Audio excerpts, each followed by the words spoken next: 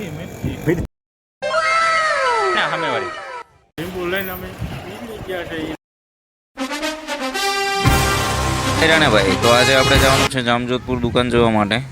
હાટુભાઈની વાટ જોઈએ છે વિપુલભાઈ, મારે અને હાટુભાઈને જવાનું છે. આની પહેલાં આપણે રાવલનો બ્લોગ નાખ્યો હતો, ત્યાં દુકાનનું સેટિંગ ના આવ્યું એટલે આજે આપણે જામજોધપુર દુકાન જોવા માટે જવાનું છે. પણ હજી હાટુભાઈ ના આવ્યા. અડધી કલાક પહેલાંનો ફોન કર્યો હતો, હજી હાટુભાઈ આવ્યા નથી. બોલો ભાઈ, આપણે હાટુભાઈ આવી ગયા અને આપણે ભાણવર પહોંચી ગયા છે. અહીંયા આપણે દાસારામ ગાંઠિયામાં આપણા મોટાભાઈની જ દુકાન છે, તો ત્યાં થોડીક વસ્તુ એને આપવાની હતી, ઘરેથી લઈ આવ્યા હતા. તો એ દઈને પછી આપણે અહીંથી મોટાનો નીકળવાનું છે જામજોધપુર સાઈડ. ટાણાનો ઘોડો કાઢો બીજું થઈ ગયો એમાં કેમેરો રાડું રાખો ચાર્જિંગ પર એટલું ત્રણે લાગી ટોટના માથા જવાનું પણ મારું માથું તો જેવું લાગે. હા, વેરાડ શું કરવાનું છે? રેકડો જોવાનું છે ન્યાજી ભાઈ પાછો વયો જવાનું.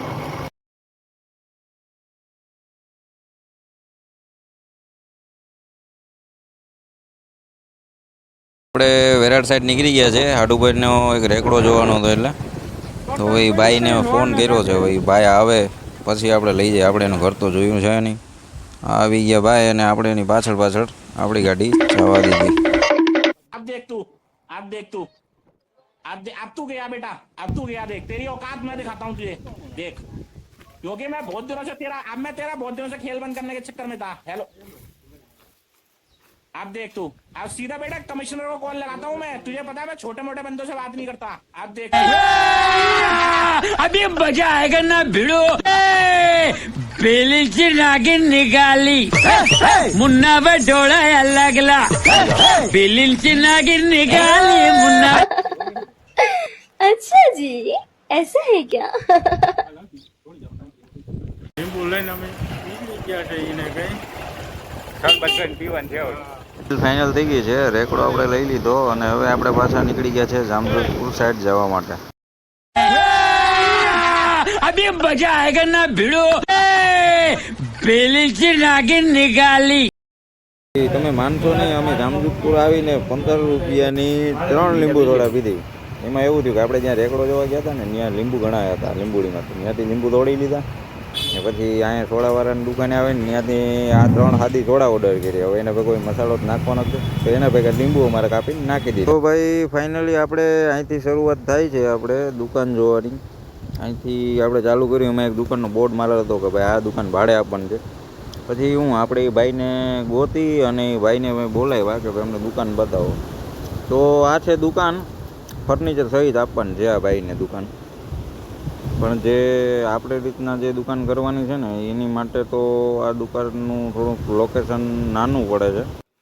હાટુભાઈ તમે યાર મેન માણસ છો. દુકાનનું તો સેટિંગ ના આવ્યું એટલે આપણે નીકળી ગયા બીજી દુકાન જોવા માટે બીજી જગ્યાએ જામજોધપુરમાં.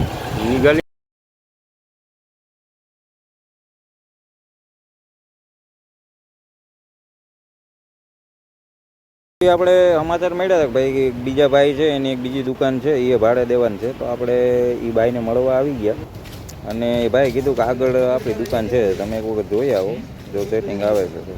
તો આપણે એ દુકાન જોઈ છે પણ એ દુકાનનું હજી કામકાજ ચાલુ છે ને બહુ ગમે એવું છે નહીં એટલે હવે જોયું છે આગળ. તો ભાઈ જામજોધપુરમાં 1.5-2 કલાક રેખડ્યા પછી ગરમીની વાત પૂછોમાં તો આપણે એમ થયું કે હાલો આપણે ચપ્પલ લઈ લઈએ. જોકે આમ તો ચપ્પલ લેવા નહોતા ગયા, એમ તો ગરમી થતી હતી ને એટલે એવું હતું ભાઈ એસીમાં જઈને થોડીક વાર ટાઈમ પાસ કરી ગરમી વરમી ઓછી થઈ જાય પછી થોડોક ડાઢો પૂરો થાય ને પછી વળી આટા મારશું. આપણે બીજું કંઈ કામ તો છે નહીં, આખો દિવસ અહીંયા જ કાઢવાનો છે. તો થોડીક વાર એ દુકાનવાળા ભાઈની મૈત્રી અને પછી ત્યાંથી એ પાછા નીકળી ગયા આપણે.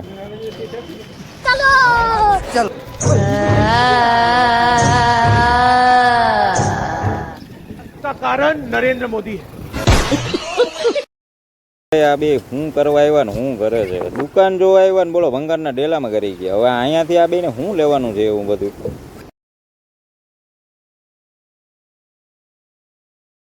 સામેવાળી દુકાન એવડી જ શું માપ હે આ દુકાનનું? નામ નહીં, એ દુકાન કા સાइज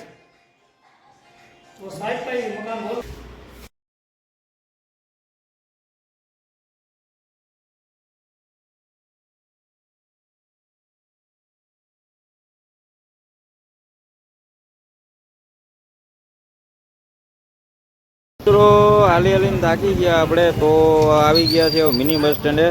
એમ મિની બસ સ્ટેન્ડે ચા પાણી પી અને એમ કે હવે અહીંયા કંઈક વિચારીને પછી વળી ક્યાંક બીજી સાઈડ નીકળીએ કે હવે અહીંયા તો આપણે જે જોવાની હતી એકાદ બે દુકાન જોઈ લીધી પણ એમાં તો કોઈ જાતનું સેટિંગ ના આવ્યું એટલે વિચાર્યું કે હવે ત્યાંથી નીકળીને હવે આમ ક્યાંક આગળ જોઈએ કે રસ્તામાં એ બાજુ કોઈ દુકાન હોય ને કોઈ તપાસ કરીએ જો મળી જાય તો, કેમ કે અહીંયા તો આપણું કોઈ જાતનું સેટિંગ આવ્યું નથી. બસ યાર માણસ રખડતો ભાઈ ભૂખ તો લાગે ને એટલે વિપુલભાઈને હાટુભાઈને કીધું, મેં કીધું હાલો કંઈક નાસ્તો કરી લઈએ પછી કંઈક આગળ જાય. હવે યાર ભૂખા પેટે હવે હલાય એમ નથી. मतलब ये जो फिर वही बात आ जाएगी, ये जो गरीब हो ना आदमी, यो साला अपनी आदत से गरीब हो. अच्छा जी તો ऐसा है ફાઇનલી क्या? આપણી દાબેલી ઓર્ડર કરી દીધી હતી, એ દાબેલી આવી ગઈ છે. नहीं सारुण के यहाँ कुछ तो गड़बड़ है. જામજોધપુરથી તો નીકળી ગયા છીએ પણ એમાં 3 પાર્ટીએ ભંગારના ડેલામાં પાછા બે ઘૂસી ગયા, ત્યાં દેખી ગયા.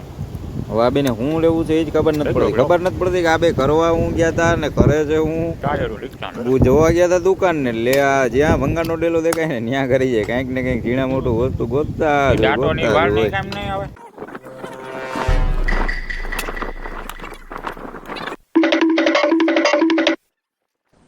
डिप्रेशन, मैं डिप्रेशन में रहता हूँ हमेशा. अब भी मैं डिप्रेशन में हूँ, माँ कसम. मैं डिप्रेशन में रहता हूँ हमेशा, सिर में दर्द रहता हो.